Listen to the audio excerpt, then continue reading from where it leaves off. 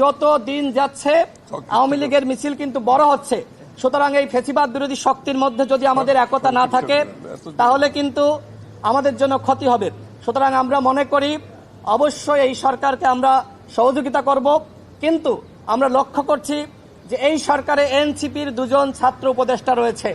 আমরা মনে করি প্রশাসন এবং সরকারের নিরপেক্ষতার জন্য এই এনসিপির দুজন ছাত্র উপদেষ্টা এবং একই সাথে সরকারের বিভিন্ন দপ্তরে এবং সেক্টরে যে সকল ছাত্র প্রতিনিধি নামধারী এনসিপির নেতাদেরকে নিয়োগ করা হয়েছিল তাদেরকে পদত্যাগ করতে হবে। একদিকে আমরা লক্ষ্য করছি যে এনসিপির নেতারা বলছে যে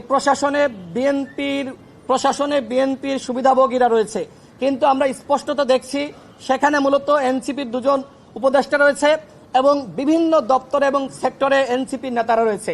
সুতরাং আমরা মনে করি যে এই সরকারের নিরপেক্ষতা নিশ্চিত করার জন্য এই ছাত্র উপদেষ্টাদের এবং সরকারের দপ্তরে সেক্টরে যারা রয়েছে তাদেরকে পদত্যাগ করতে হবে। আমার সর্বশেষ কথা হলো, ডিসেম্বরের মধ্যে ঐক্যমতের ভিত্তিতে রাষ্ট্র সংস্কার শেষে অবশ্যই ইলেকশন দিতে হবে।